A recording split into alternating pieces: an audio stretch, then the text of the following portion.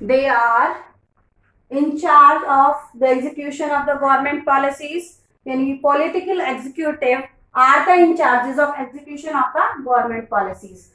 Political executives, political leaders elected by the people and is supreme to permanent executive.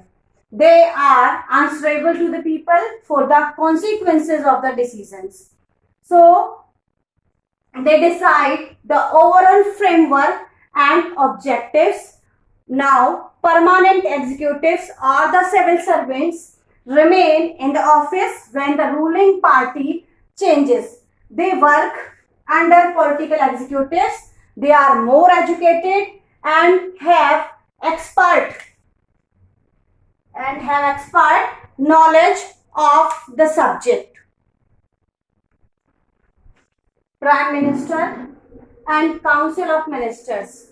Prime Minister, President appoints the PM or the Prime Minister, leader of majority party or coalition party that commands the majority in Lok Sabha.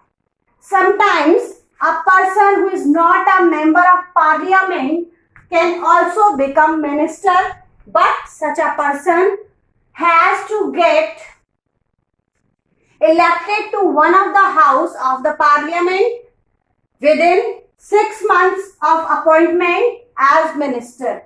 Prime Minister is the head of the government and actually exercises all governmental powers.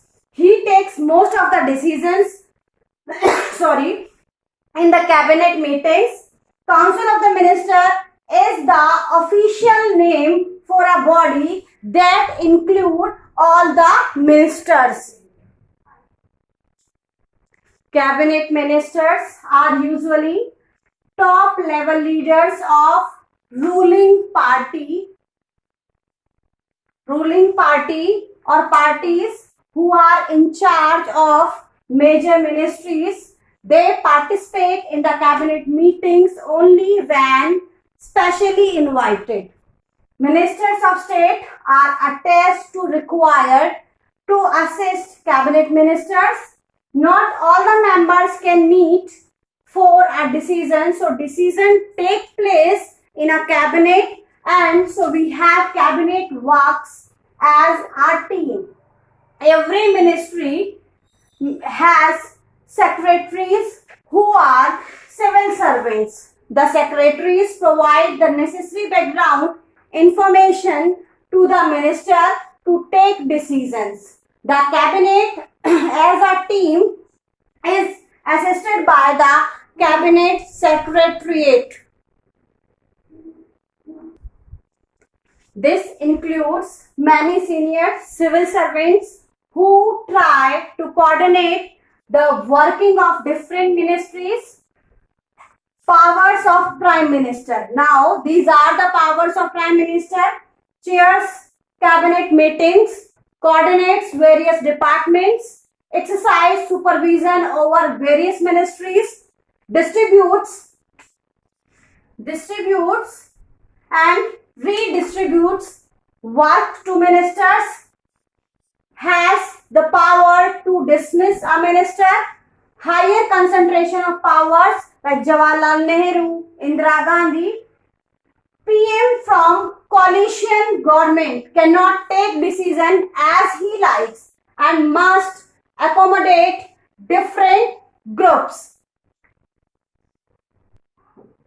President, highest formal authority in the country, head of the state with nominal powers similar to a queen in Britain, and a function are mere ceremonial.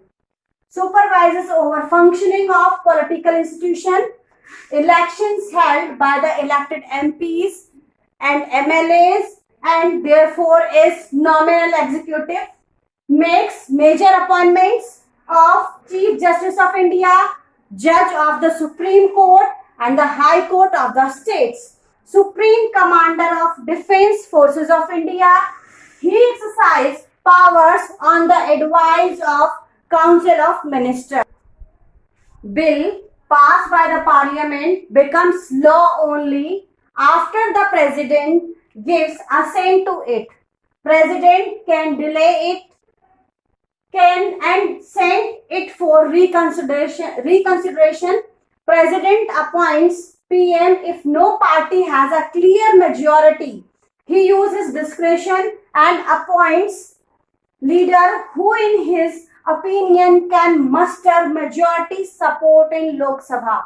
So, President of USA is directly elected, unlikely India, and he chooses and appoints all the ministers, presidential form of government with a term of 4 years.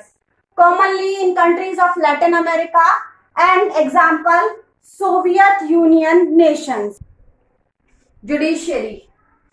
Supreme Court for the entire nation, High Court in the state, District Court and the courts at district level.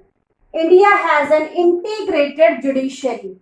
It can take up any dispute between citizens of the country, between the citizens and the government, between two or more states governments, between governments at union and state level. Now, Supreme Court, it is the highest court of appeal in the civil and criminal cases. It can hear appeals against decision of High Court. Sorry. It acts as a guardian of fundamental rights. Judges don't act on the direction of government or any party in power. Judges are appointed by the president in advice with PM and consultation with the Chief Justice of India, which means senior judges now select new judges. A judge can be removed only by an impeachment motion passed separated by the 2/3 member of the two houses of the parliament. It has never happened in the history of Indian democracy. So, courts have the power to interpret the constitution of the country. They can declare invalid any law of the legislature or the action of the executive if it is the against of the constitution. Judicial review. They can determine the validity if any legislation or section of the executive.